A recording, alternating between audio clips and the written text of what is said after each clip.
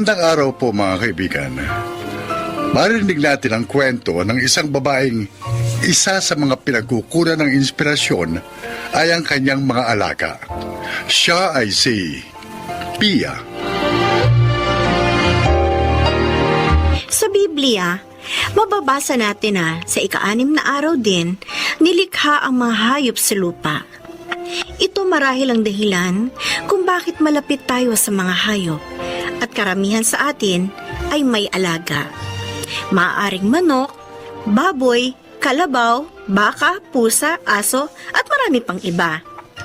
Para sa akin, ang aking mga alaga ang isa sa mga pinagkukunan ko ng inspirasyon, motivation sa buhay at kaligayahan. Uuwi ka na agad, Pia? May team dinner sana tayo. Ay sir, sorry. Pass muna ako ngayon. Oh, bakit naman? Wala kasing tao sa bahay eh. Out of town ang kuya ko, si mama naman may lakad. Oh, bakit? Mawawala ba ang bahay ninyo? Ha? Sir. Hayaan niyo na yan si Pia. Kailangan niya pakainin yung mga babies niya. Babies? Ay sir, naku, sorry talaga. Babawi na lang po ako sa susunod. Sa susunod, ha? Yes sir. Kapag hindi ka pa sumama, ikaw lang sasagot ng team dinner natin kahit hindi ka kasama. Promise sir, promise. Kailangan ko na talaga umuwi. Ha? Okay. Sige na. Umuwi ka na. Ingat, ha? Salamat sir. Chay, Oh, anong babies yung sinasabi mo? eh ano pa? Eh di mga pusa at saka aso.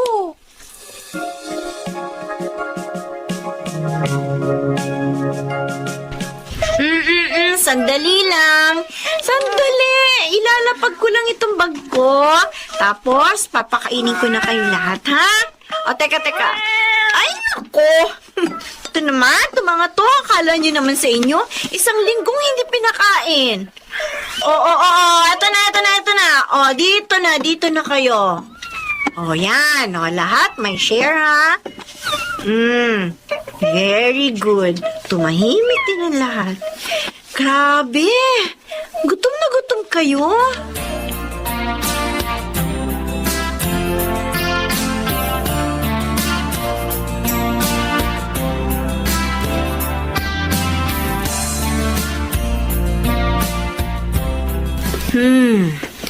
Alin kayang maganda? Uy, Ay! Shaira! ano na naman yung pinagkakaabalahan mo dyan? Naghahanap ako ng damit para sa favorite dog ko na si Kinky. Ano ba yan? Kundi cat food o kaya dog food at kung ano-anong treats, mga damit naman ng aso at pusang pinagkakagastusan mo. Siyempre, mga precious babies ko nga sila, hindi ba? No wonder kung bakit minsan dumadating kang amoy aso ka. Magtaka ka kung amoy baboy ako. Aso at pusa kaya mga alaga ko. Ilan na ba lahat yung alaga mo? 4 na aso, 3 pusa. Oh my gosh! Ang dami na nila! Gusto ko pang dagdagan yung pusa eh. Ano? Marami kasi mga stray cat na ali-aligid sa bahay. Naawa ako sa kanila eh. Lahat naman ng mga alaga nyo, ni-rescue mo lang, di ba? Kung pwede lang, alam mo, papatayuan kita ng rebuto dahil sa pagkakawang gawa mo sa mga hayop. May buhay din sila, Shaira. At hindi ko kayang tiisin na makita silang walang makain, walang matulugan ng maayos, at walang nag-aalaga. Buti na lang. May mga kagaya mo. Kung hindi, kawawa ang mga aso at pusa na yon. Baka ngayon, patay na sila dahil sa gutom o kaya sa sakit. Gusto mo bang mag-rescue rin ng mga stray cats? Ay, ayoko nga. Gusto ko jowa, hindi pet.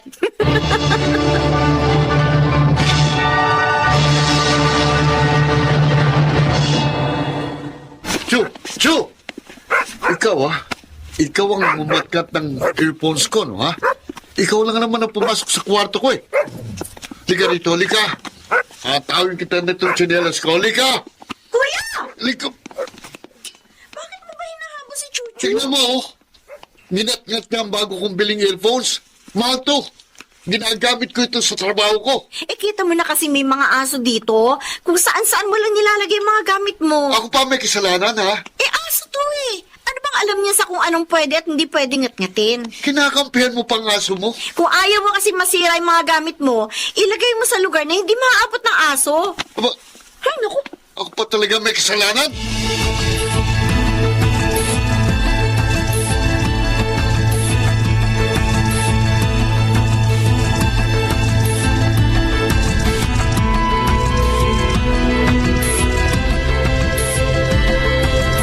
Pia, may dinala ka na naman pala rito isang pusa. Eh, nakita ko kasi nung isang araw, naawa ako. Ano ba plano mo sa bahay natin?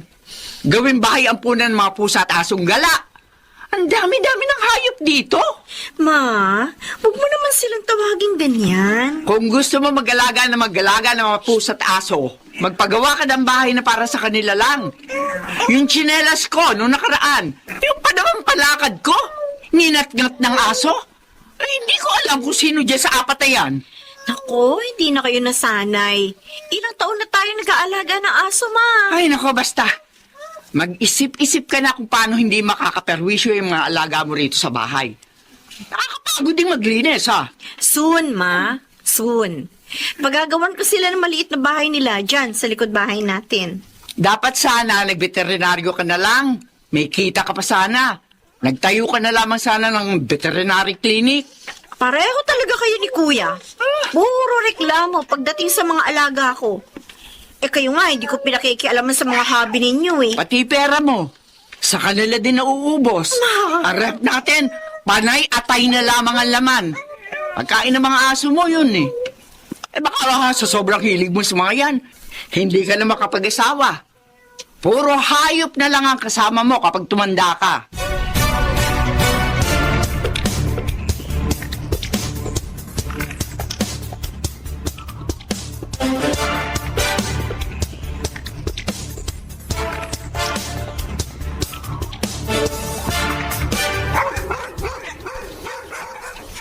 Iya! Yung mga aso mo, tahol ng tahol! Ma, hayaan mo lang sila. Eh, hindi ako nakakatulog kapag may tahol ng tahol. Tingnan mo nga! Ano ba yan? Yan kasi, sabi ko na nga sa'yo. Chuchu! Kinky! Bakit tahol kayo ng Ma! Ma, may tao! May nakapasok na tao sa gate! Habulin niyo! Chuchu! Dali! Dali! Habulin niyo! Habulin niyo!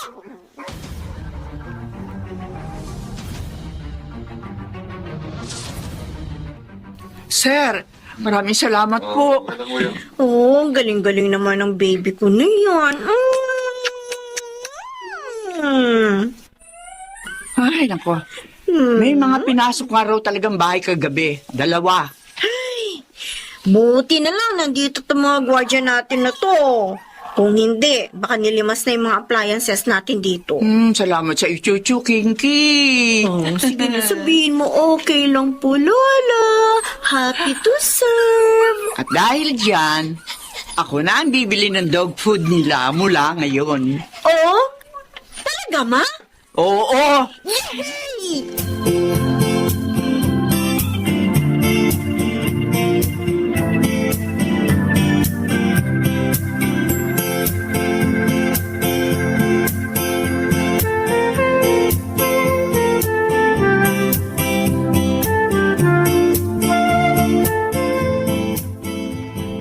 Pia! Pia! Oh, Kuya, bakit? Yung aso mo nagsusuka. Sino? Si Tiger at Charcoal. Naku, bakit kaya? Linisin mo na yan, ha? Eh, ikaw na, Kuya. Dadalhin ko sila sa veterinary clinic. Sige na. Ano?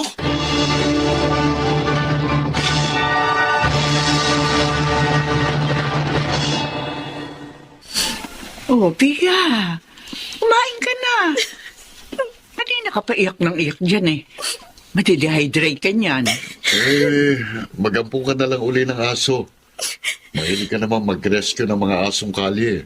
Hindi niyo kasi naiintindihan yung nararamdaman ko eh. Para ko na silang mga anak. Wala naman tayong magagawa. Kasi tinamaan ng parvovirus sa mga alaga mo. Ayun, si Kinky na lang ang natitira. Kawawa naman sana pero Ganun talaga eh. Wala naman tayo magagawa. Sige na, kumain ka na. Mamaya, ililibing natin sila. Sige na, kumain ka na. Ako na bahalang maglibing sa kanila. Ililibing natin sila ng maayos. Mamimiss ko sila, Oo, kuya. alam ko. Pero wala na nga tayong magagawa. Patay na sila eh. Mag-alaga ka na lang uli ng panibago.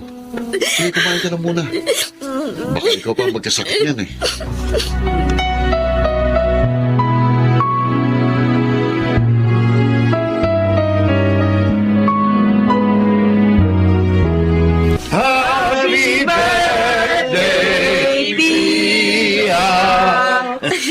Salamat.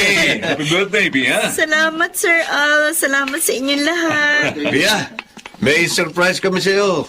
Ha? Eh, hindi pa ba ito ang surprise nyo? Eh, pikit mo muna mata mo. Oo nga. Uy, ano ba yan? Pikit mo. Pikit mo mata mo. Sige na. Sigurado ko tutuwa ka dito. Oh. Okay ka na, ha? Okay? Open your eyes. Ano ba? Oh my gosh! Aso! Oh, para sa'yo. Nabalitaan kasi namin, namatayan ka ng aso. Kaya yan. Sana makamove on ka na sa pamamagitan ng papi na yan. Oo nga. Sabi ko sa inyo, iiyak yan eh. Oo, huwag kang umiyak. Dapat masaya ka. Oo. Kaya nga, umiiyak kasi masaya ako. Salamat sa inyo, ah. Salamat dahil naunawaan ninyong pagkahilig ko sa aso at sa pusa. Alam mo, Pia, sa katunayan, ha? Nag-usap-usap kami na bumuo ng isang grupo na magre-rescue ng mga aso at pusa na paghalagalan sa kalye. Tama. Talaga, sir? Oo. Na-inspire kami sa iyo eh. Tama ka, Pia. May buhay din sila. At hindi natin sila pwedeng pabayaan na lang. Maraming salamat sa inyo talaga. Maraming salamat.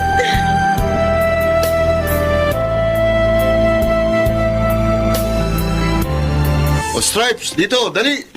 Tago tayo dito, dali! Ay, nako! Ang gulo-gulo na ng sala! No. Tama na kakalaro, kuya! Ano ba? Naglilibang ako kasi nababurnout na ako sa trabaho eh. Lagi na lang nasa sa'yo si Stripes, ah. Aso ko yan Eh, meron ka pa ng isa. Saka, sa inuman niyang 4 na pusa eh. Dati ayaw mo sa aso. Dati yun. Oh, ano to nasa kahon? Buksan mo. In-order ko yan online. Damit ni Stripes at Kinky, tapos 4 na pusa. Seryoso? Oo, bakit? Wala. Masaya lang ako. Salamat sa pag-aalaga mo sa mga alaga ko, ha?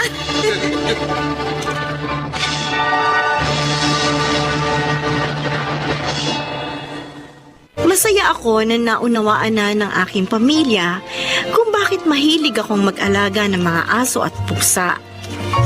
Masaya rin ako nakapagbahagi ako ng inspirasyon sa iba na mag-rescue ng mga aso at pusang gala na tulad nating mga tao ay kailangan din ng pagmamahal at aruga. Ako po si Pia at ito ang aking buhay. Tulad ng tao, ang mga hayop din ay nilikha ng Diyos at nararapat lamang na sila ay alagaan natin at bigyang halaga. Mga nagsiganap, June Martin Legaspi, Phil Cruz, Susan Robles, Rosana Villegas, Jonel Benamin at Chiquit del Carmen Amor sa papel na Pia. Naglapat ng angkop na tunog, Jerry Mutia, sa musika ni Boboy Salonga. Supervisyong teknikal, Bong Buyar at Eric Lucero. Creative Consultant, Phil Cruz. Production Assistant, Anching Cruz. Ito'y mula sa panulat ni Rita Labanong. Sa direksyon, Salvador M. Rialas. Ito ang aking buhay.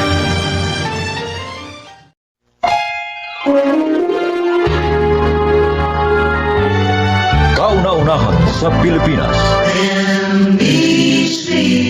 Manila Broadcasting Company. DZRH, member, kapisanan ng mga broadcaster ng Pilipinas.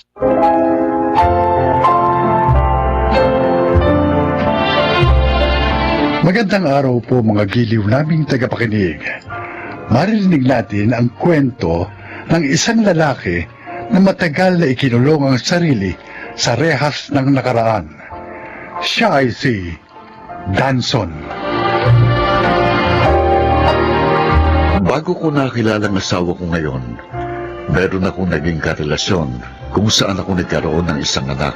Subalit dahil hindi ko pa alam noon kung paano bumuo ng isang pamilya, tinakasan ko ang aking responsibilidad. Wala akong kaalam-alam. Nahahabulin ako ng pagkakamaling yun hanggang ako ay nabubuhay. Pasensya ka na muna. Ito lang ang kinita ko ngayong araw sa maghapong pamamasada. Mahal ng gasolina eh. Nagbigay pa ako ng boundary kay Dagul. Hindi ka pa rin ba nakakahanap na ibang trabaho? Eh, wala pa rin eh. Danson, kailangan nating magdoble kayod ngayon.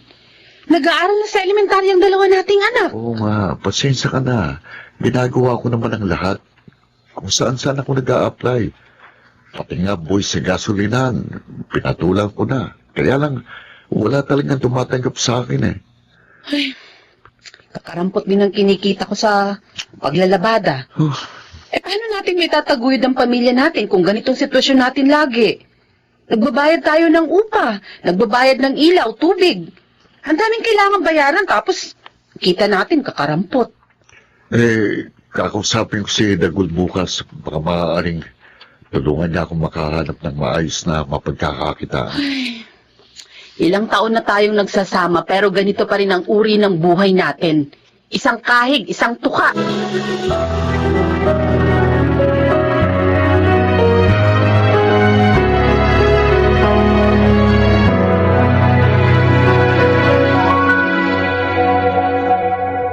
Ayan mo, pare. Kakausapin ko si Bossing.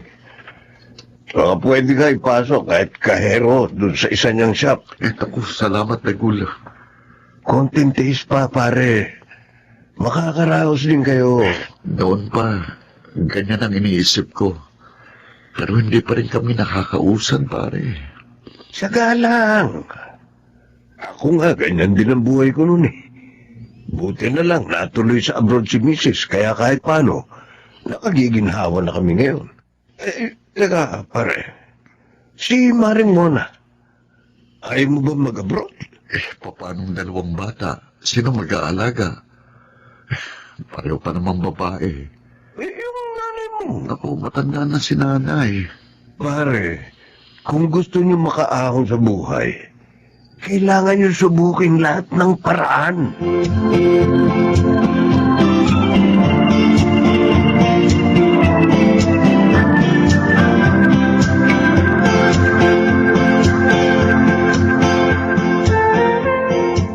Oh, 500 yan. Ano to, Nay? Naku, huwag na ho, Nay. Oo, ay, naku. Huwag mo nga akong pairalan ng pride mo, Danson. May pamilya na ako pero sa inyo pa rin ako umaasa hanggang ngayon. Nakakaya na ho. Eh, kaysa naman magutom ang mga apo ko. Nay, O sige, nakunin mo na yan at ibili mo ng bigas. Yung mukha mo, hindi na naman ma-drawing. madalas iniisip ko, siguro, ito nang parusa sa akin ng Diyos. Saan? Sa ginawa ko kay Ira at sa anak namin. Yung ulam mong kalibin noon.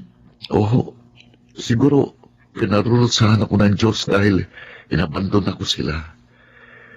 Ipinaparamdam sa akin ng Diyos ang parehong hirap na pinagdaanan ng mag-ina ko. Danson, ganyan ba ang pagkakakilala mo sa Diyos? Ha? Dahil ako, ibang pagkakakilala ko sa Kanya. Ang alam ko, punong-puno ng pagkahabag sa atin ng Panginoon at ayaw niyang nahihirapan ng Kanyang mga anak. Pero kung ganyan ang naiisip mo, marahil may kailangan kang gawin. Ano po yun, Nay?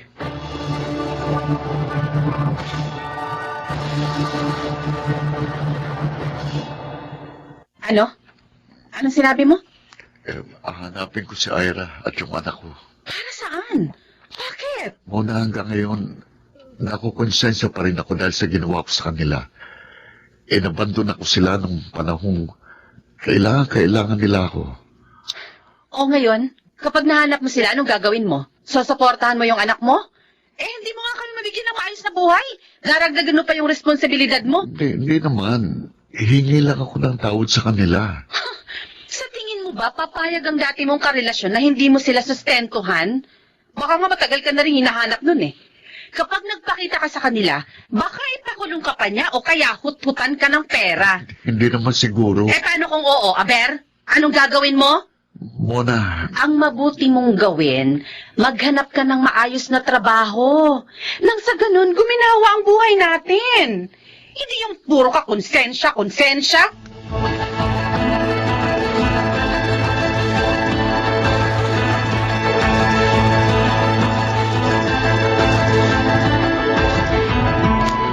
Oh, siguruhin mong hindi ka short, ha? Baka maubos lang ang sweldo mo sa kaabono. opo, boss. Libre na rito ang pagkain mo sa tanghali, kaya makatitipid ka, ha? Oh, salamat po.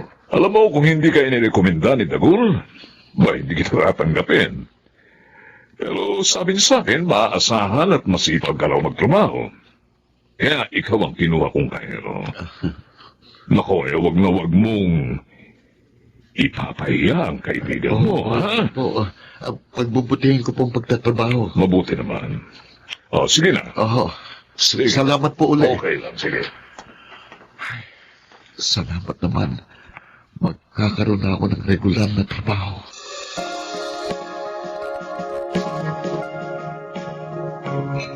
Nagtatrabaho ka na maghapon, namamasada ka pa ng tricycle sa gabi. Danson, natutulog ka pa ba? Nay, kanin niyo ho.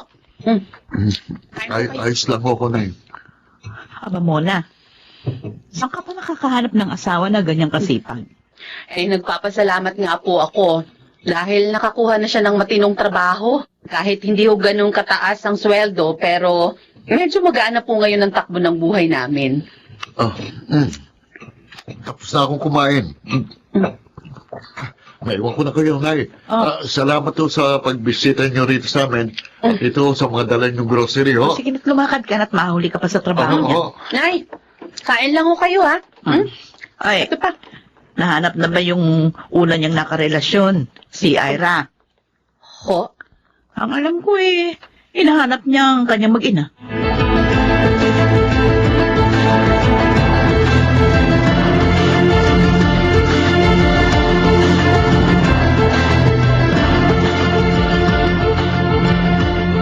Danson, Ira, pasensya ka na.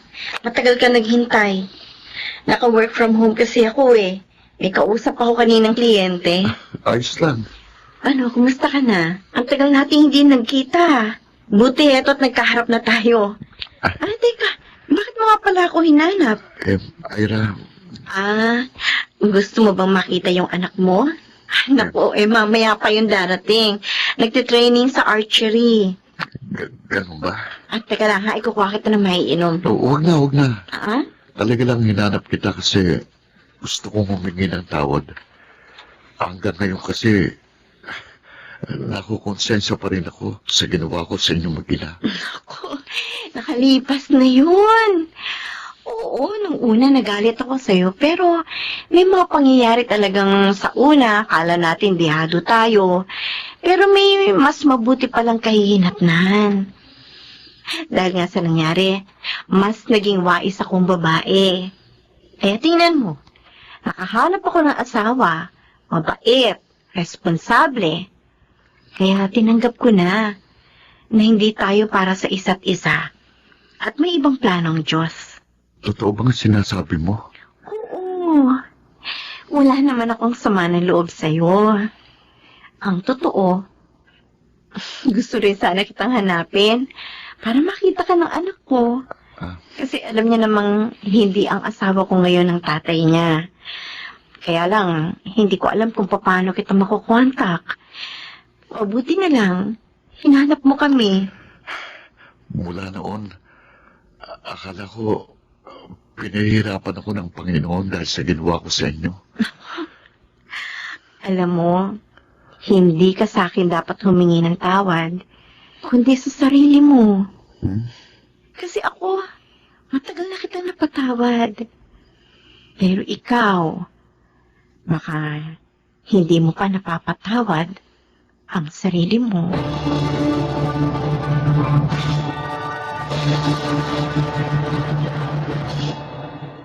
Saan ka galing? Sa ex mo? Nahanap mo na sila? O anong sabi sa'yo? Mona, Humihingi ng sustento. Porket nakakuha ka na ng matino-tinong trabaho, ang lakas na ng loob mong makipagkita sa dati mong karelasyon. Eh, hindi pa nga natin natatapos bayaran yung mga utang natin eh. alam mo, Mona, sa totoo lang, baka nga ako pang sustentuhan niya kung nakita niyang ganitong klase ng buhay natin. Ano? Oo, mayaman ang napangasawa ni Ira. May maayos din siyang trabaho. Sa madaling sabi, hindi niya ako kailangang kututan ng pera gaya ng iniisip mo. Pwede mabuti. Hindi mo kasi ako naunawaan eh. Hinanap ko sila para gumaan ang pakiramdam ko. Para magawa ko ng bagay na dapat noon ko pag ginawa. Ang makahingi ng tawad sa kanya. At mapatawad na rin ang sarili ko. Kung hindi ko sila hinanap, siguro habang buhay kong papasanin ang pagkakamaling minsan kong nagawa. Habang buhay kong isiping lahat ng hindi magandang nangyayari sa akin at sa ating pamilya ay kaparusahan sa akin ng Diyos dahil sa ginawa ko sa aking mag-ina. Pero ngayon naisip ko, mali ang lahat ng iniisip ko. Pasensya ka na. Gaalala lang kasi ako. Siyempre, hindi ko naman alam kung anong magiging resulta ng desisyon mo. Ngayon, alam mo na. Ngayon, pareho na tayong makakatulong na mahimbing sa gabi. Kumain ka na ba? Kumain na tayo. Hinintay kita kaya hindi pa ako naghahapunan. Mona, pangako. Gagawin ko ang lahat para makaahon tayo sa hirap. Maawain ng Diyos. Tutulungan niya tayo.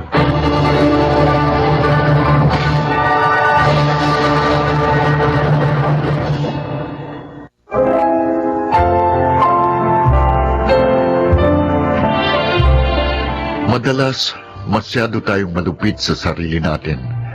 Pero tama si nanay. Ang Panginoon, mahabagin at hindi niya gustong pahirapan ang kanyang mga anak.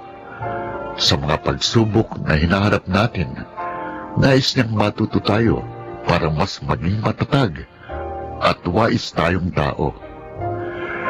Dahil sa karanasan kong yun, natutuhan ko kung gaano kahalaga ang pagtanggap sa ating nagawang pagkakamali. Paghingi ng tawad sa mga taong nasaktan natin. At higit sa lahat, ang pagpapatawad sa ating sarili. Ako po si Danson, at ito ang aking buhay. Ang Panginoon ay laging nakahanda upang tayo ay patawarin. Iyon din sana tayo sa ating kapwa at sa ating sarili.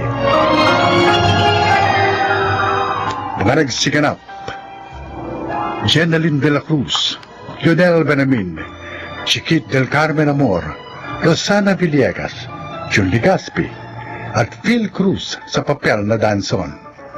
Naglapat ng angkop na tunog, Jerry Mutya.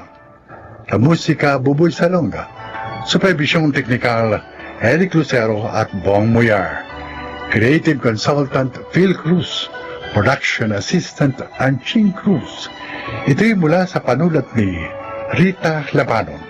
Sa direksyon, June Martin Legaspi. Ito ang aking buhay.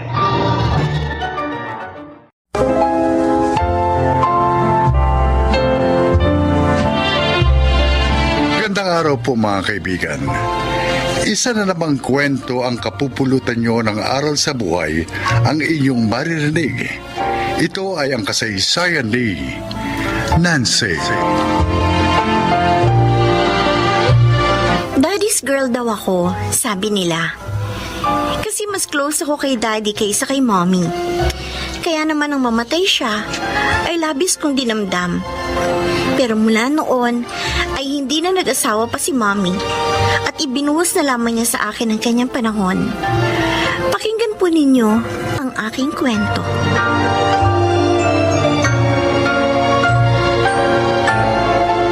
Bakit pa ayaw mo pang pakasal tayo, Nancy? 3 years na naman tayo, ah. At saka, pareho tayong may stable job na. Jimmy, hindi pa ako handa. At saka, kawawa naman si Mommy kung may iwan ko siya. She can stay with us. Wala namang problema dun eh. Okay lang sa akin yun. Basta, bigyan mo pa ako ng pagkakataong makapaghanda. Huwag tayo magmadali. Dahil hindi biro ang papasukin natin.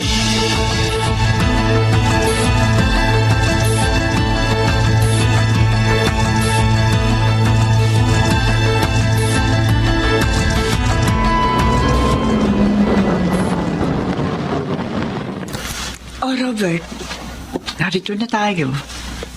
Pwede na kaya akong tumuloy. Saka na lang. Gabi na eh. Tsaka isa pa, baka mabigla si Nancy pag nakita may kasama akong lalaki. Pero kailangan ko siya makikita na malapitan at makikilala. Malapit na. Konti tisa lang, okay? Okay. Sinabi mo eh. Christy. Maraming salamat ulit sa pagkakataong binigay mo sa akin.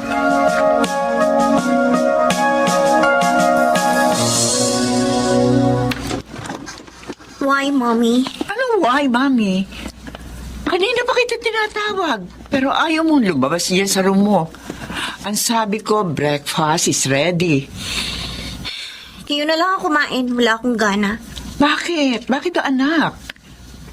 Mas maba pakiramdam mo. Sabihin mo, hindi na muna ako papasok sa office. Sasamahan kita sa doktor. I'm not sick.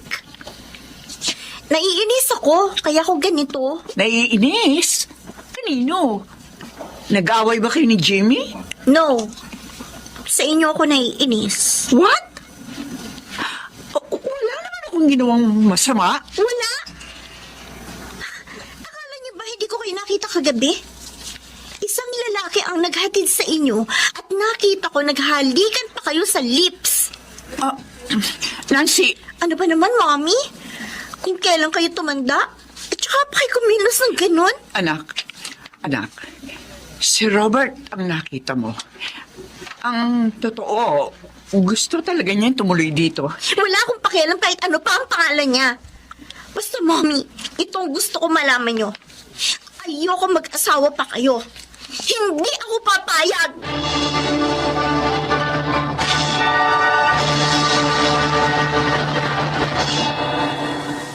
Christy, sana sinabi mo na sa pamangkin ko ang totoo. Natakot ako, Ate Delena. Kasi baka lalo siya magalit eh. Mahal na mahal niya ang kanyang daddy Apollo. Sabi pa nga niya, hindi raw siya papayag na mag-asawa akong muli. Aba, hindi pwede yun. Hindi niya dapat saklawan ang damdamin mo. Naguguluhan nga ako, ate. Hindi ako kinikibo ng anak ko. Si Robert naman kinukulit ako na ipakilala ko na siya kay Nancy. Dahil yun ang tama. Mahirap nga lang sa simula, pero kapag nagawa mo yun, magiging maayos din ang lahat. Makikita mo.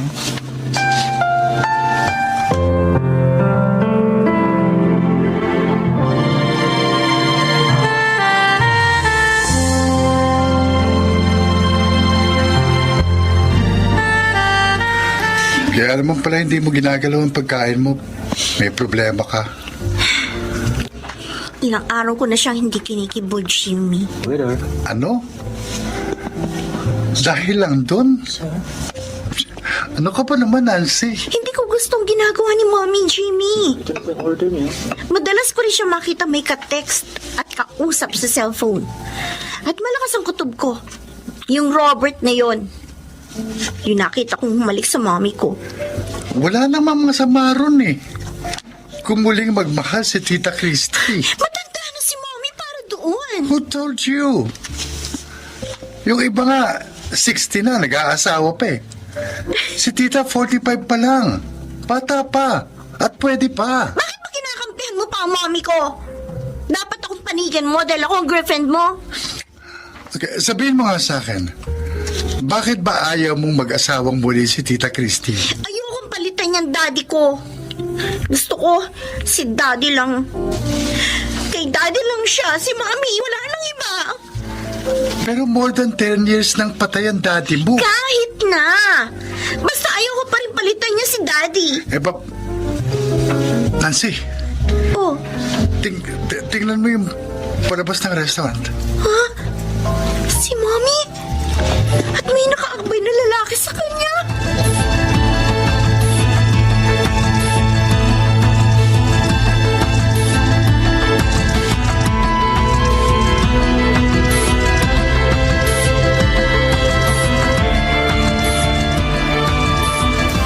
Mali pa rin na hindi ka umuwi ngayon sa inyo, Apo, ha?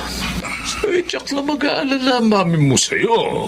Hindi po ko aalalahanin ni mami. Aba. Lolo Poldo. Bakit mo nasabi yan? Ang lalaking yun ang mahalaga sa kanya. Ha? Nakalimutan niya na kami ni daddy. Naku, hindi naman siguro totoo yan, Apo. Ang mabuti pa, ha?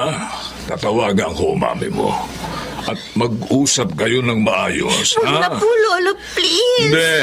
Ayoko po muna makausap si mami. Tatawagan ko. Hayaan niyo na lang po muna ako dito. Hindi.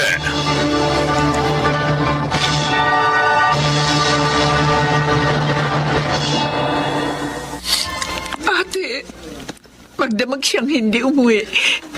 Hindi man na nagpaalam sa akin.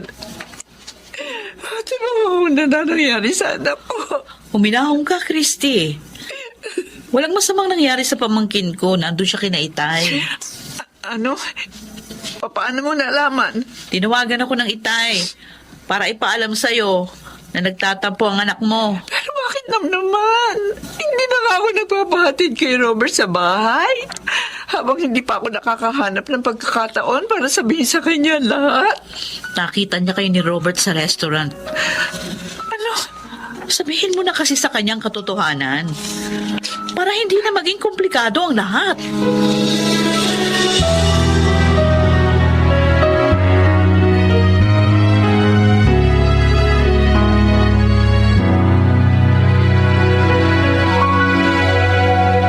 Ano pa nangyayari sa'yo, Nancy?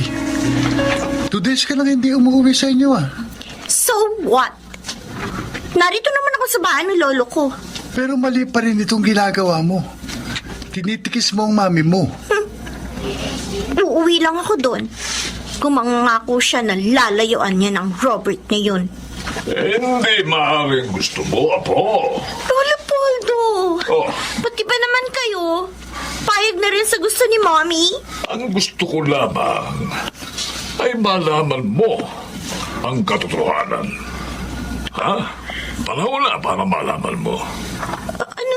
Para hindi ka na magalit pa sa mami mo at kay Robert. Mahabang panahon na ang ipinaghirap nila. Anong ibig niyong sabihin, Lolo? Anong katotohanan yon? Ano po? Si Robert, ang siyang tunay mong ama. Ha? Hindi totoo ang sinabi niyo, Lolo. Totoo. Siya ang talagang nobyo ng mami mo. Hindi. Ikakasal na sana sila noon dahil nga buntis na si Christy sa'yo. Pero pinagsamantalahan siya ng nakilala mong mabait na daddy na si Apollo. Pinilit na makasal sila. Kaya siya ang nakilala mong ama. Oh my God. Ano to? Gustong ipagtapat sa'yo ito ng iyong mami. Kaya lang, ayaw niyang mabigla ka, Apo. Hanggang sa umabot na nga sa hindi ninyo pagkakasundo ang lahat. Walang kasalanan si Robert, Apo. Pati na rin ang iyong mami. Wala silang kasalanan. Kaya huwag kang magalit sa iyong mga magulang. Christy, ito na ang pagkain mo. Kumain ka para lumakas ka. Robert, maraming salamat. Pero wala akong gana eh. Kalimutan mo muna ang problema sa ating anak. Please, sarili mo munang asikasuhin mo. Magpagaling ka. Kailan ba kaya matatapos sa mga paghihirap natin? Matatapos na po ngayon, Mami. Nancy! Nancy! Narito ka na! Opo. At alam ko na po ang lahat. Sinabi na po sa akin ni Lola Poldo. Ano? Kung ganun, alam mo nang akong tunay mong ama. Opo, Daddy Robert. Sorry po sa inyo ni Mommy. I'm sorry po. Patawad din, anak. Hindi ko agad na ipagtapat sa iyo. Kasi mahal na mahal mo yung Daddy Apollo. At ayoko masaktan ka. Nauunawaan ka na po, Mami. Wala nga pala kayong kasalanan ni Daddy Robert. Ang anak ko. Salamat na unawaan mo rin kami. Maraming salamat, anak.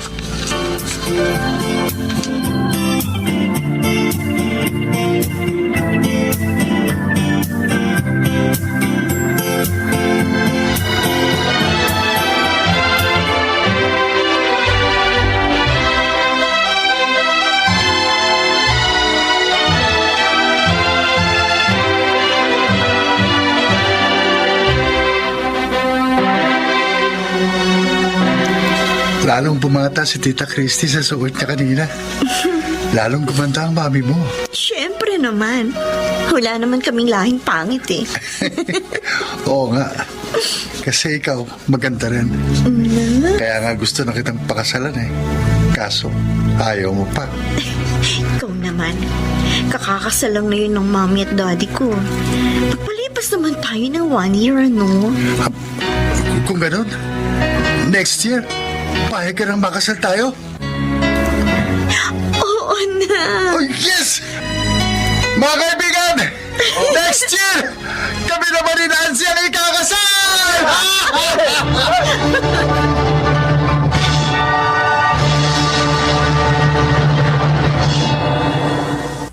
Isa na ang anak namin ni Jimmy.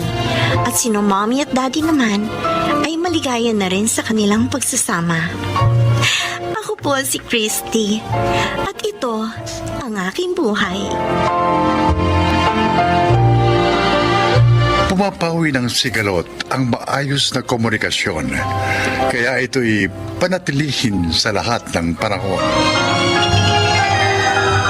Mga nagsiganap, Susan Robles, Phil Cruz, Rosana Villegas, June Martin Ligaspi, Yunel Benamin at Chiquit del Carmen Amor sa papel na Nansoy. Naglapat ng angkop na tunog, Jenny Mutia, sa musika ni Boboy Salonga, supervisyong teknikal, Bong Muyar at Eric Lucero, creative consultant, Phil Cruz, production assistant, Anching Cruz.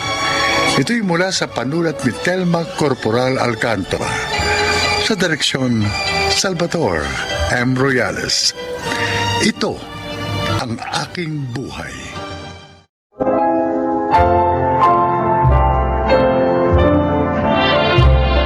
Kailan nga ba lumilinaw ang isipan ng tao upang matukoy kung anong sadyang mahalaga at ano ang walang halaga para sa kanya? Narito ang kasaysayan ni Sonia. 2 beses na ako nabiyuda. Si Lirio, ang anak ko sa una, at si Abby naman sa huli. Oo, inaamin ko. Magkaiba ang iniukol kong level ng pagtingin sa 2 kong anak. Mas matimbang sa puso ko si Abby dahil nakikita ko sa kanya ang aking sarili. Lalo na ang aking mga pangarap. Ano ka ba naman, Lirio? Akala ko nakapagsalang ka na ng sinaing. Eh, hindi pa pala eh. Nakakahiya kay Arturo. Baka gutom na yung tao. Pasensya na po, inay. Nakaligtaan ko po dahil sa pag-aapuro ko rin sa paggawa ng murkon eh. Nakasalang din po kasi yung pork hamulado na pinaluluto ninyo. Pero wag po kayo mag-alala. Maluluto na pong lahat ng mga ulam na ito. Siya. Pagkaluto, hain mo na sa mesa, ha? At gandahan mo ang presentasyon. Tandaan mo, accountant sa bangko ang bisita natin. Hindi basta-basta tao lang. Opo, nay. Ako na po bahala. Magsasalang na rin po ako ng sinaing sa rice cooker para po mas mabilis maluto. Apurin mo kasi ang pakilos. Unang dalaw to ni Arturo kay Abi. Kaya kailangan maging maganda ang impresyon niya sa akin. Haba, ako yata ang ina ng babaeng nililigawan niya.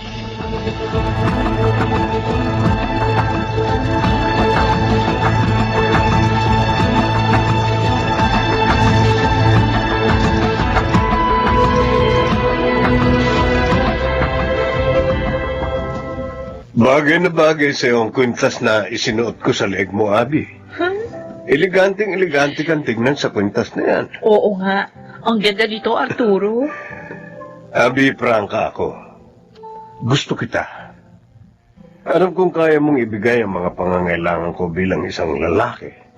Prangka rin ako. Pero, may mga kondisyon. Kung pera lang, hindi na natin pag-uusapan. Kaya kong ibigay ang lahat ng gusto mo. Lahat-lahat ng gusto mo, Abi.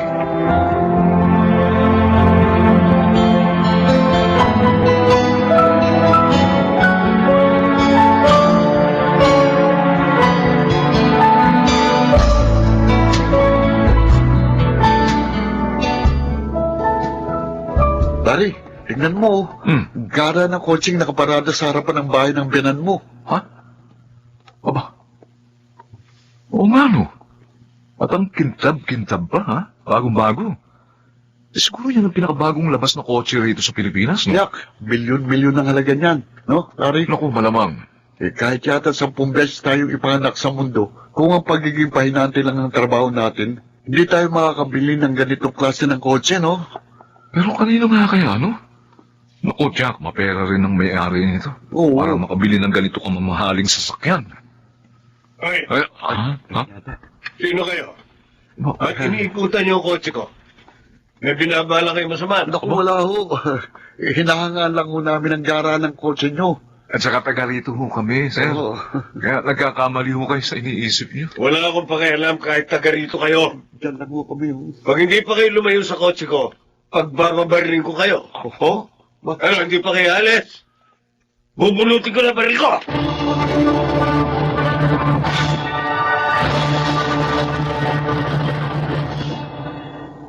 Ibig mo sabihin, yung matandang lalaking may-ari ng kotseng Magala, yung nambulyaw sa amin ni Delphin, maliligaw ni Abi? Oo, accountant daw yun sa bangko, sabi ni inay.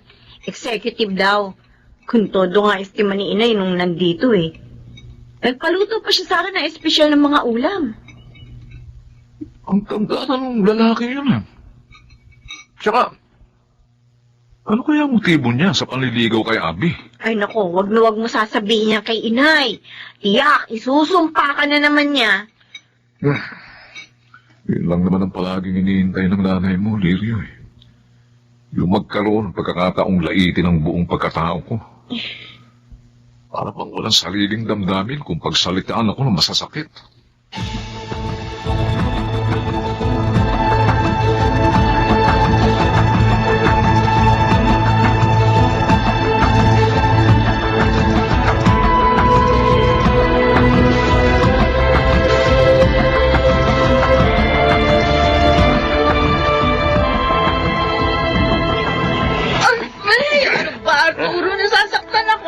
Akala mo ba, hindi ko kayo nakita ng lalaking kausap mo kanina dito sa harap ng bahay nyo?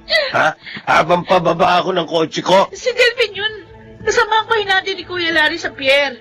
Talagang dinadaanan niya rito si Kuya kasi sabay silang pumapasok sa trabaho. Huwag mo akong gagawin. Kitang-kita ko kung paano kayo nag-usap ng lalaking yun. Basang-basa ko mga kilos nyo na meron kayong relasyon. O di ko ayaw mo maniwala, di wag. Sinusunod ko lang ang lahat ng gusto mo. Pinagbibintangan mo pa ako? Sinasaktan mo pa? Ito ang tandaan mo, ha? Oras na malaman kong may iba kang lalaki bukod sa akin, pasasabugin ko yung mukha mo. Sisiguruhin kong hindi ka na pakikinabangan ng kahit na sino pang lalaki.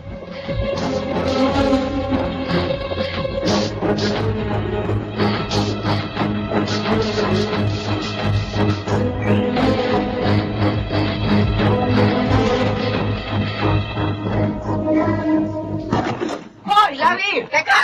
Oh? Huwag mong galawin ang mga pagkain na yan. Hindi yan para sa iyo. Para kay Arturo lang yan. Eh, naku, Nay, nagalaw ko na ho eh. Akala ko kasi para sa lahat ng mga ito dahil nga ho nakahain dito sa mesa eh. Banat ka kasi ng banat. Hindi ka muna nagtatanong. Hindi ko mo nakahain sa mesa. Pwede mo na lamang basta sandukin at kainin. Naku, pasensya na ho, Nay. Siyensya. Gutom na gutom lang ho kasi ko. Hindi ho kasi ko nakapagmerienda kanina sa trabaho eh. Matumalo kasi ang labas kanina sa pier, kaya wala rin akong kinita. Hoy, ano ba bago sa isang kain? At isang tukang katulad mong pahinante sa pier? Magtataka pa ako kung lagi kang busog na uuwi rito. Pasensya na ho talaga, Nay. Hindi na ho mauulit. Ay dapat lang lumugar ka sa dapat mong kalagyan. Lalo na, wala ka naman silbi rito sa bahay ko. Abunado pa nga ako sa pagpapatira sa inyo. Kung hindi ka nga lang asawa ng anak ko, matagal na kitang gustong itaboy.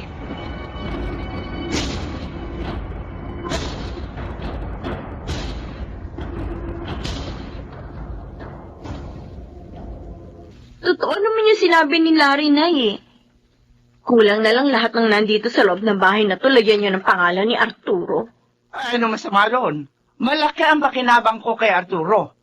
Sa asawa mo, may pakinabang ba ako? Alam niyo ba kung bakit nagkakalayo-layo ang mga kalooban natin sa bahay na ito, Nay? Dahil na rin sa hindi niyo pantay na pagtingin sa amin ni Abby. Pati si Larry, na wala namang kinalaman sa mga sentimiento ninyo, dinadamay ninyo. Dahil si Abby lang ang pag-asa ko. Nasa discard niya ang ikagiginawa ng buhay ko. Abay, baligtad ata. Kayo pa nahihirapan dito sa poder ko. Eh di kung gusto nyo, magsilayas kayo rito sa pamamahay ko.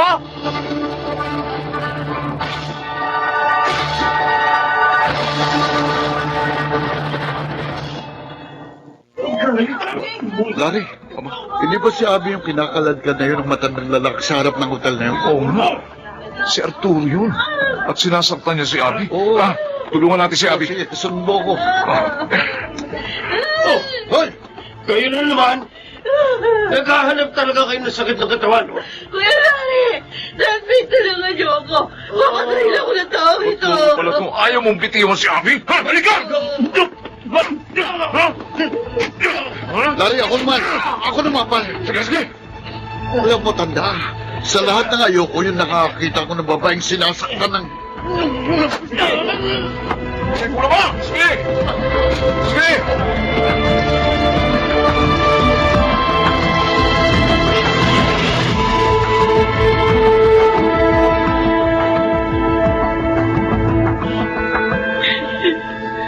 Ay, naku.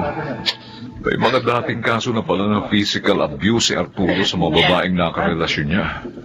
Ayon sa women's desk ng presintong pinagreklamuhan natin sa kanya, Abby.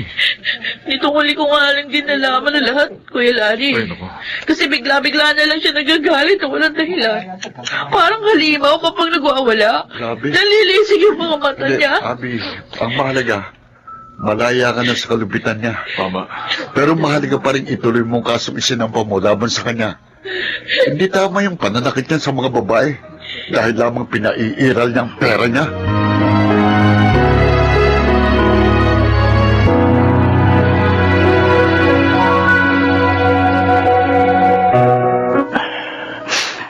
Umaasam lang naman ako na isang maginhawang buhay. Pero bakit palagi akong bigo?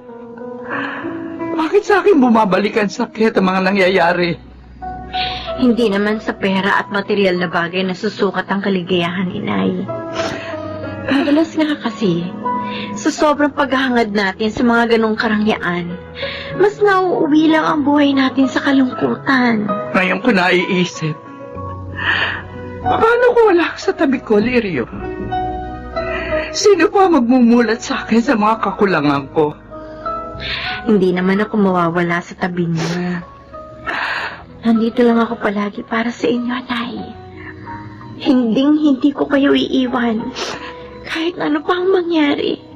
Si Larry, ang dami kong kasalanan sa kanya. Alam ko nagdaramdam siya sa masasakit na salitang naririnig niya sa akin. Kahit po kayo na hindi po ako nagtanim ng sama ng loob sa inyo. Kayo po ang ina ng aking asawa. At kung gaano ko po kamahal si Lirio, ganun ko rin kayo kamahal. Iyamiya ako sa inyo dahil sa mga kahinaan ko. Naturingang ako ang inyong ina. Pero ako pa nagdadala ng mga problema sa buhay niyo. Ngayon ko natuklasan. Sa inyo ko pala makikita at madarama ang tunay na kaligayahan.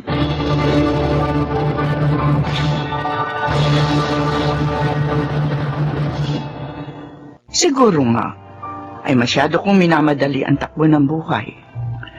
Kung kaya hindi ko na pinag-iisipan pa ang mga bagay-bagay. Gayon din ang mga maaaring maging resulta ng aking mararahas na desisyon. Tulad na lang ng pagpapaubaya ko kay Abby sa pakikipagrelasyon kay Arturo. Ang dahil lamang sa labis kong paghahangad sa karangyaan. Mabuti na lang at may isang Lirio na hindi nagsasawang ituwid ang aking mga pagkakamali. At isang Larry na lagi nakalaang umunawa sa aking mga kahinaan. At si Abby, marami na rin nagbago sa kanyang mga maling pananaw. Pagkaraang matuto mula rin sa pagkaligaw niya ng landas. Ako si Sonia, at ito ang aking buhay. Kailanman hindi mahihigitan ng pera ang malalim na koneksyon, lalo na sa paghahanap ng tunay na kaligayahan sa mundong ibabaw. Ano ang magiging halaga ng pera kung nagkakawatak-watak naman ang mga saloobin ng magkakapamilya? Mga nagsiganap, si Kit del Carmen Amor, Rosana Villegas, Lionel Benamin, Julie Gaspi, Phil Cruz, at Susan Robles sa papel na Sonia. Naglapat ng angkop na tunog Jenny Mutia, sa musika Buboy Salonga, supervisyong teknikal Eric Lucero at Bong Muyar. Creative Consultant Phil Cruz, Production Assistant Anching Cruz. Ito'y mula sa panulat ni Sel Barlam. Sa direksyon, June Martin Legaspi at Maynard Landicho Jr. Ito ang aking buhay.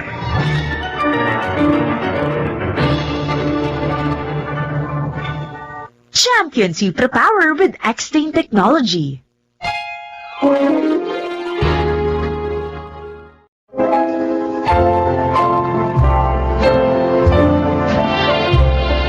Mga kaibigan, sa araw na ito, inyong maririnig ang kwento ng isang babaeng pilit nilalabanan ang mga hamon ng sariling kahinaan. Siya ay si Erica.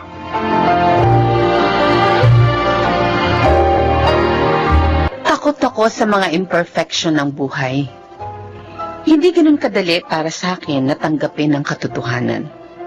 Siguro nga, dahil sa masyadong mataas ang pagtingin ko sa aking sarili. Kung kaya, malaking hamon sa akin ang sasabihin ng mga tao sa paligid ko. Pero habang naghahangad ako ng isang perpektong buhay, lalo naman akong sinusubok ng tadhana. Erika, subukan natin kumonsulta sa isa pang fertility specialist. Baka sa pagkakataon yun, mabuntis ka na. Maghanap na tayo. Kahit pa magpatingin pa tayo sa ilang libong espesyalista, hindi na talaga ako magdadalang tao, Francis.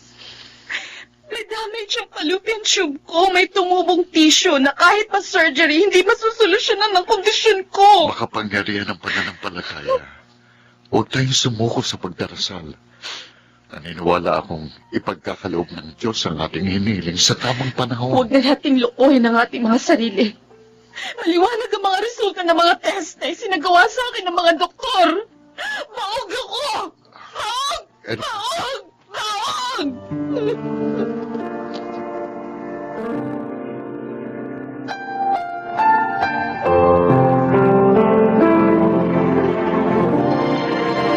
Ador, ano yung pinagkakaguluhan ng mga tao sa likod ng van na yun?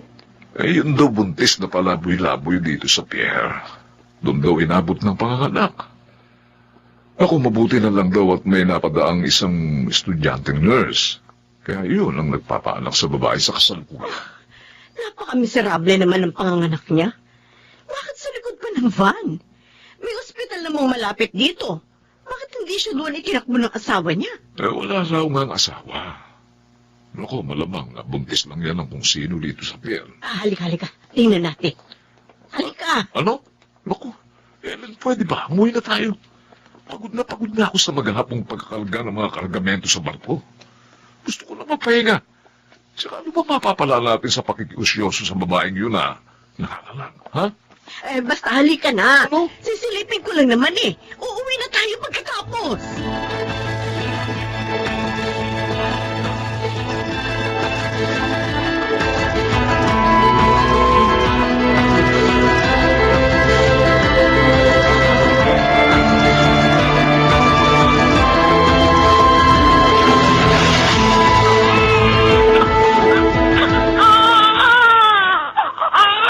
Kanino ka mong anak ng sanggol na karga-karga niyo, Chan?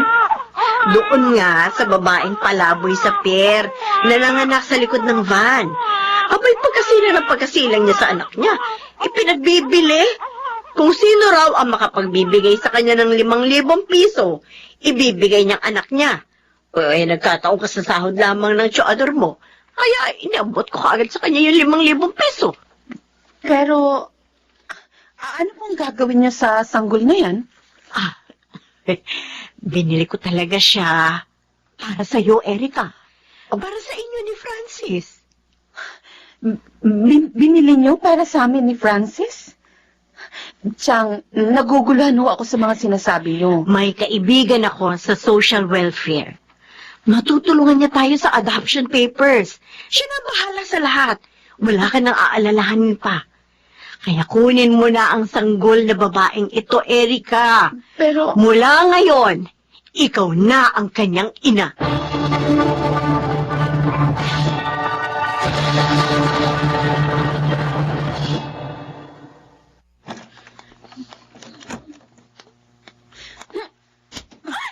Aray! Ma! Bakit ba? Bigla na lang kayo nananampad dyan. Ano naman ba problema nyo? sino yung lalaking kahalikan mo sa labas ng gate, Maddie? Sino? Si Ayrton yun. Nakilala ko sa party kanina. Kanina mo lang nakilala? Nakipaghalikan ka na? O ano ba naman ang masama sa makikipagalikan? Simple gesture lang yon. Pasasalamat ko lang sa kanya dahil hinatid niya ako dito sa bahay pagkatapos ng party. Babae ka, Maddie! Bigyan mo naman ng respeto yung sarili mo. Ilagay mo sa ayos sa mga kilos mo. At higit sa lahat, bigyan mo naman ako ng kahihiyan sa mga ginagawa mo. Ay, ano naman kayo sa pagiging perfectionist nyo? Sige na, nantok na ako. Madaling araw na, di ba? Hoy! Maddie! Alam mo palang madaling araw na? Bakit ngayon ka lang umuwi? May mga klase ka pa mamaya. Hindi na ako papasok sa klase ko mamaya. Ano? Lecture lang naman yung paulit-ulit. Hoy! Hoy, babae ka! Maddie! Kinakausap na kita! Maddie!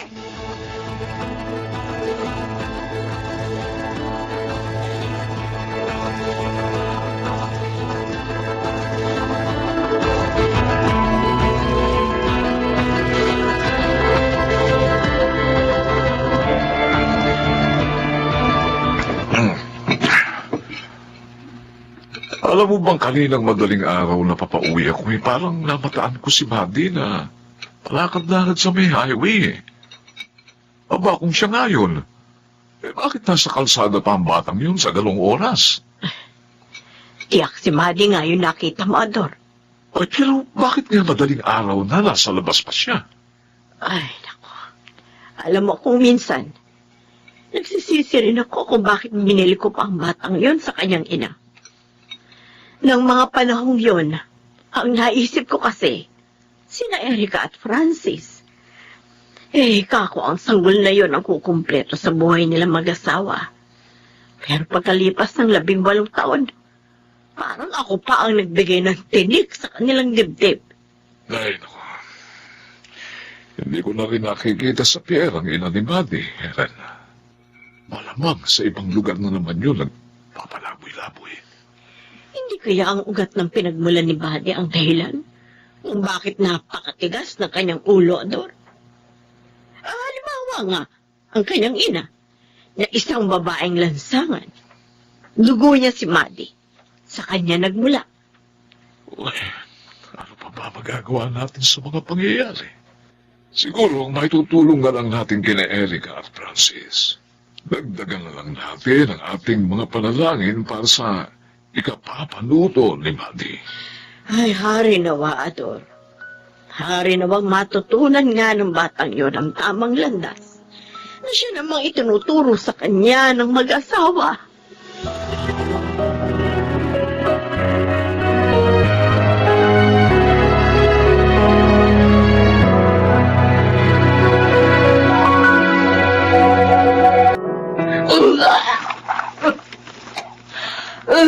Maddie?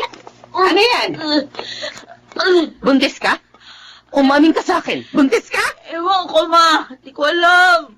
Ano hindi mo alam? Kailan ka huling dinakna ng buwan ng dalaw mo? Kailan? Ano ba? Bakit ba? Di ko nga matandaan eh. Ikaw mo'y katawan. Hindi mo matandaan. Bakit hindi mo matandaan? Ay, aray ko! Babae ka. Ano ba? Nasasaktan na ako! Talagang masasaktan ka sa akin.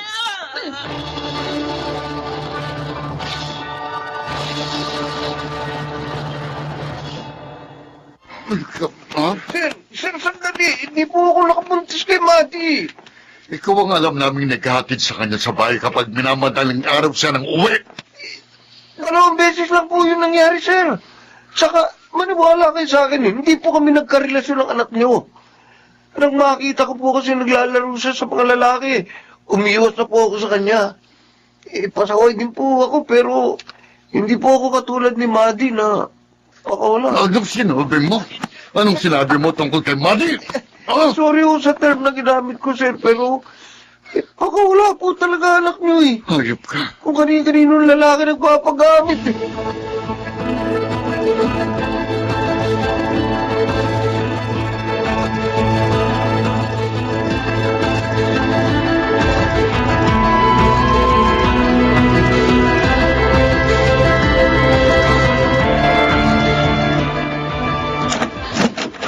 Maddie?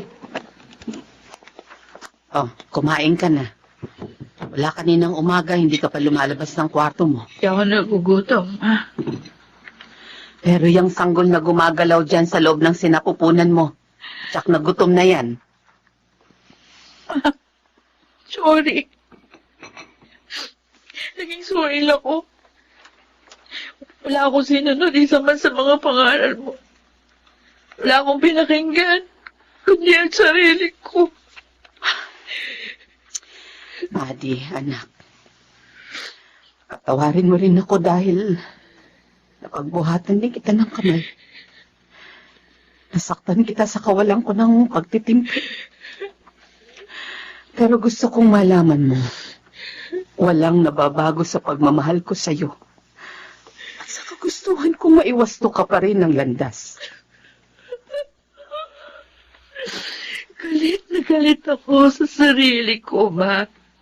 Galit na galit ako sa sarili ko. Isisilang mo ang sanggol na dinadala mo. Kasama ang papa mo. Magkakatuwang natin siyang aalagaan at palalakihin.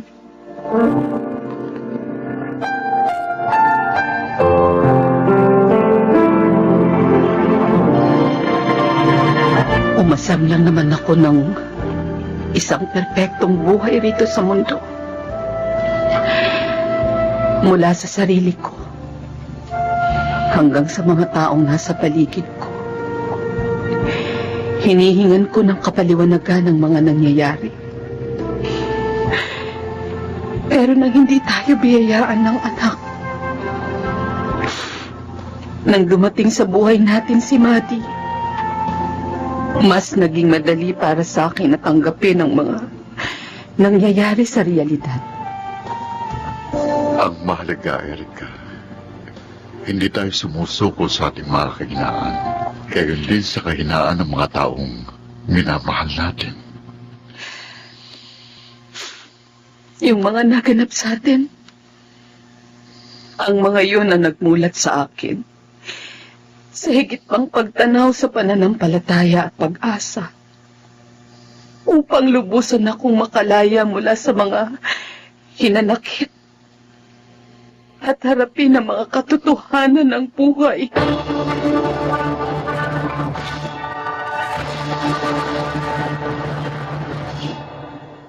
Inaamin ko, sinubukan kong kontrolin ang mga sitwasyon sa buhay ko.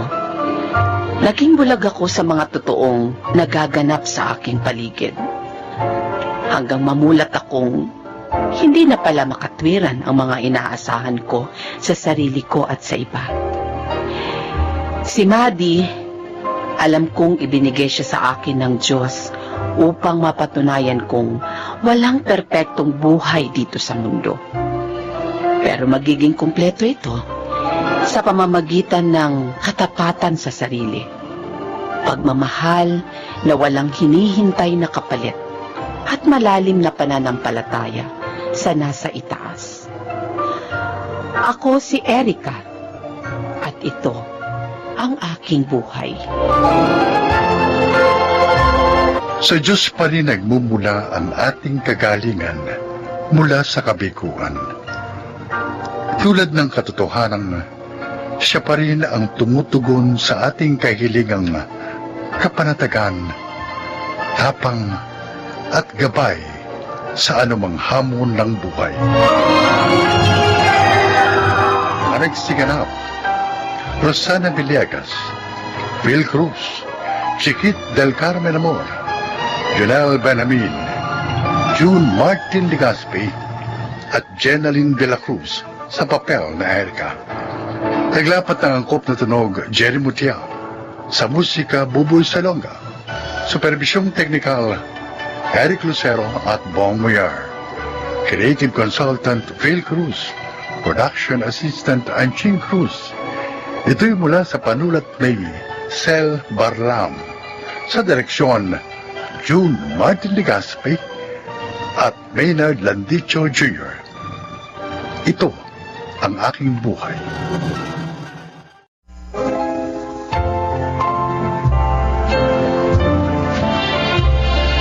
Magandang araw po mga giliw namin tagapakinig. Maririnig natin ang paglalakad ng isang individual na matagal na nagkubli sa maskarang punong-puno ng kasinungalingan. Siya si Errol.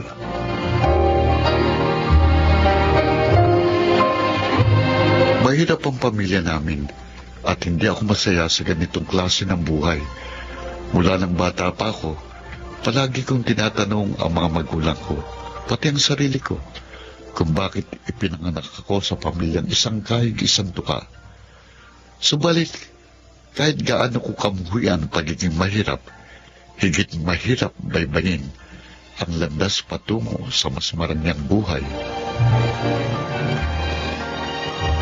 Ano, sige lang, order lang kayo, sagot ko. Ayos ka talaga, pare. Bilib na talaga ako sa'yo. Mula noon hanggang ngayon, hindi ka nagbabago. Napakagalante mo. Kung ano-anong sinasabi mo eh. Mabuti pa, tawagin mo yung waiter para maka-order tayo ng additional bucket. Oo nga naman, Al. Una. Ako na naman ang nautusan nyo eh. Step, are you all right? Yeah, nag-enjoy ako. Thanks for inviting me, Errol. Sana nga hindi itong una at huling beses na sasama ka sa mga lakad naming magbabarkada. Oo naman. Masaya akong kasama kayo. Ay nako, Steph. Huwag ka kagad magpapabola rito sa kaibigan mo to. Nako, matinig to. Al, sinisiraan mo na naman ako. Mag-ingat ka lang sa kanya, Steph. Alam mo naman ng mga lalaki may itsura na, mayaman pa. Walang hindi kayang gawin yan para sa pag-ibig. Magkaibigan lang naman kami ni Errol eh. Kaya huwag kayong mag-alala. Anong sabi mo, Steph? Magkaibigan lang kayo? Kala ko, nililigawan ka ni Aaron. Kasusweldo mo lang? Wala ka na kaagad pera, Errol? Ako ba pinagluloko mo, ha? Sakit ng ulo ko. Inuuna mo na naman yung mga barkada mo, ano? Inubos mo na naman yung pera mo sa panlilibre ng mga barkada mo. Tama ako, di ba? Ma, pwede ba ang aga-aga naman ho? Alas 10 na ng umaga, hindi na maaga. Oo, ito. Kunin mo na. At lumabas ka muna ng itong kwarto ko. Ito. Magkano ito? 500? Hindi nga ito makakabayad ng 50% ang bayarin natin sa kuryente. Pagdamutan nyo na yan, ma. Wala na akong iba niyan. Ubus na. Ay, nako. Wala ka talagang pag-asa. Wala kang pag-asa.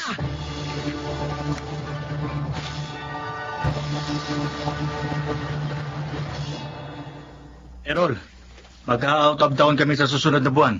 O ano, sasama ka ba? Sama ka na, Aaron.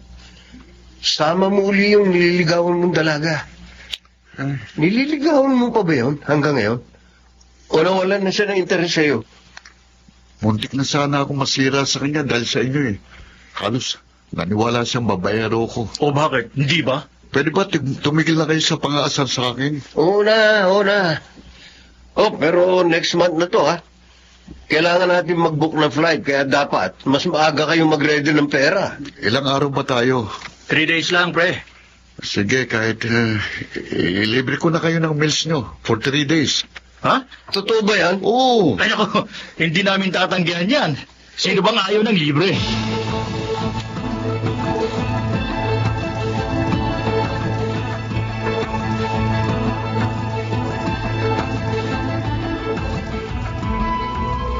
Ano? Magkano ka mangutangin mo, Errol? Ate, alam kong narinig mo ko. Paano mo babayaran yung ganito kalaking halaga, ano? Approve na yung loan ko sa company, kaya mababayaran na kita. Naku, may utang ka pa nga sa akin last year. Hindi na nga lang kita siningil kasi alam ko, ikaw din yung gumagastos ng mga pangailangan sa bahay. Pero malaking halaga yun, ha? Alam mo, hindi naman sa maramot ako, no? Kaya lang nagiging realistic lang ako. Kaya mo bang bayaran yung inuutang mo? Siyempre naman. Sus. Uutang ba ako kung di ko kayang bayaran? Uy, madalas mo namang ginagawa yan eh. Ang alin? Ang mangutang na mangutang, tapos hindi naman binabayaran. Ate, Sabihin mo muna sa akin kung saan ka pupunta. At kung anong gagawin mo, bakit ka mag-out of town para mapautang kita.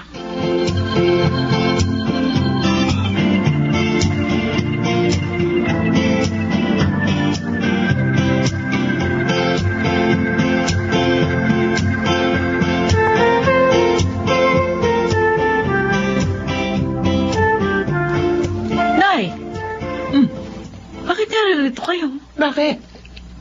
Saan ba ako pupunta? Hindi ba? Ngayon yung flight nyo ni Errol? Anong flight? Nalintikan na.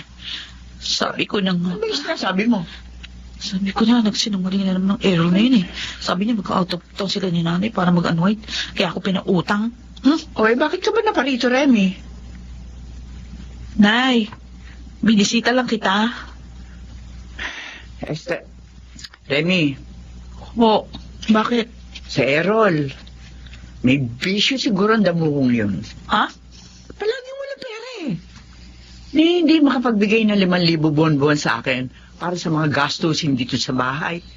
Kaya kahit sumasakit ang mga tuhod ko, nagsisika pa rin ako maglako ng mga pagkain para may pandustos kami. Hayaan nyo, Nay. Pagsasabihan ko yun. Mukhang marami rin kasi siyang mga gastusin ngayon eh. Ako na lang uuli ang magbibigay sa inyo. Magkasalungat talaga kayo ni Errol, oo. Magkapatid kayo. Pero napakalaki ng pinagkaiba niyo.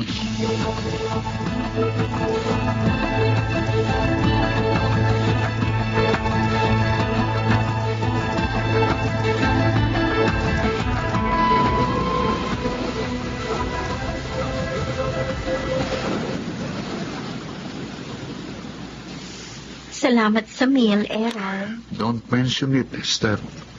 Ay, siya nga pala. Hindi ka pa nagkukwento sa akin. Nangalin. Ano ba ang trabaho ng mga parents mo? Si Dad, patay na, matagal na eh. Si Ma'am naman, may minamanage na business namin. Ah, talaga? Anong business niya? Ha? Baka kilala siya ni Mama. Sa food industry. Oh, you mean? May sarili kayong resto? Oo. Wow! O bakit hindi tayo doon kumain minsan? Ha? Kasi nagsasawa na ako sa mga pagkain sa amin eh, kaya mas gusto ko sa iba na lang kumain. Sa bagay. Since pareho tayong busog, tara. Sundan natin si Naal sa Kabali. Andun sila naglalakad-lakad. Sure. Sige.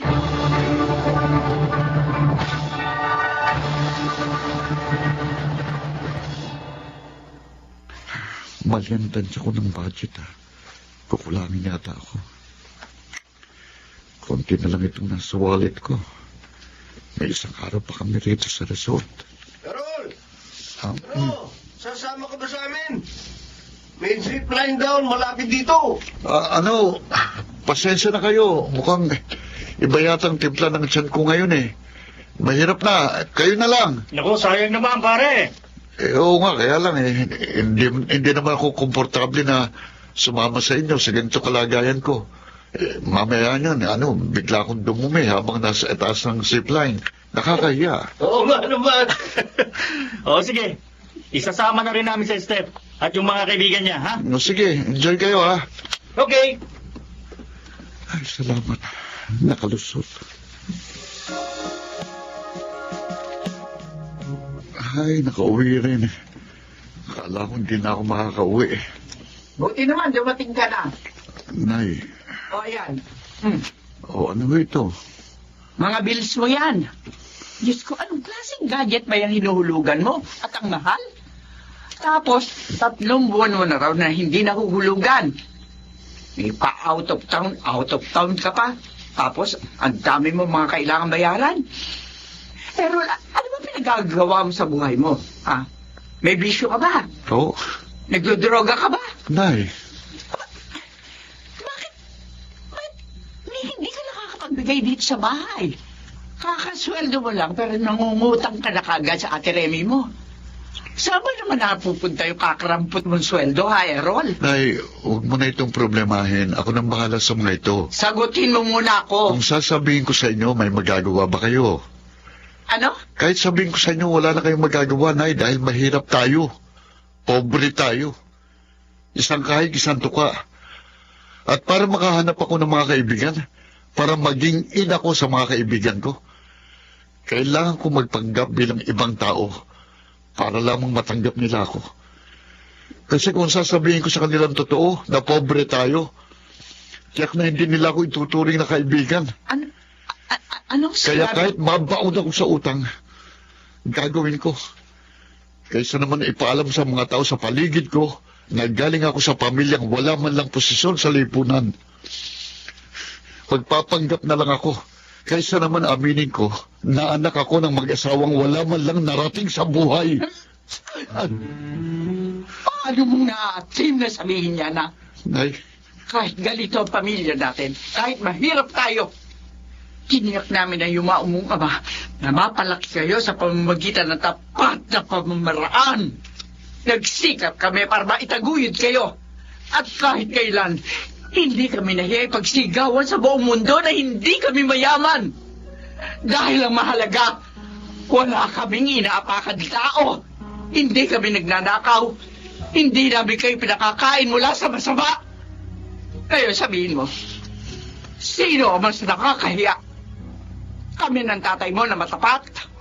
O ikaw na mapagpanggap? Anong sabi niyo, Nay? Ilang araw nang hindi kumakain si Errol ng maayos? Ay, ikaw na nga ako mausap yan, Remy. Pagod na ako sa kapatid mong yan. Ewan ko ba?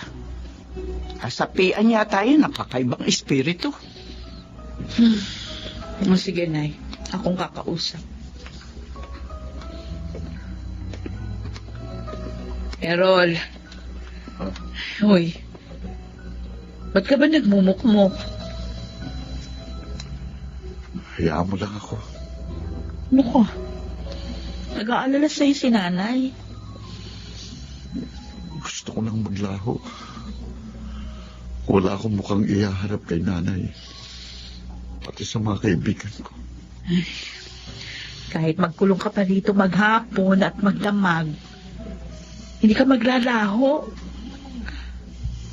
Ang dapat mong gawin, ha? Humingi ka ng tawad kay nanay. At simula ngayon, magpakatotoo ka na. Wala namang masama sa pagiging mahirap. Hindi magbabago ang buhay sa pamamagitan ng pagpapanggap.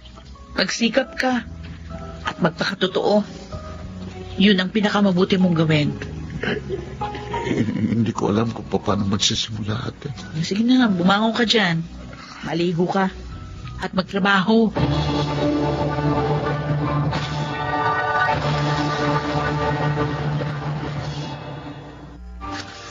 Madalas, ang bundok na pinakamahirap akyatin ay ang ating sarili.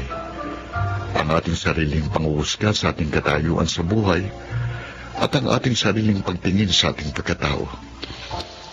Nagpapasalamat ako. Kahit mahirap, nagawa kong lagpasan ang hamon yon dahil natutuhan kong tanggapin kung sino at kung ano ko. Ako po si Errol at ito ang aking buhay.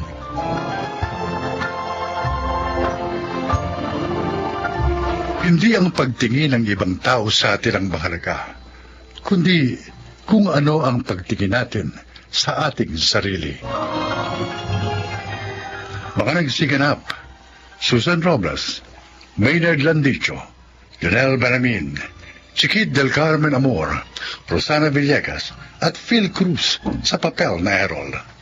Naglapat ng angkop na tunog Jerry Mutia, sa musika Buboy Salonga, supervisyong teknikal Eric Lucero at Bong Boyar, creative consultant Phil Cruz, production assistant Anching Cruz. Ito'y mula sa panulat ni Rita Labaron, sa direksyon June Martin Ligaspi at Maynard Landicho Jr. Ito ang aking buhay.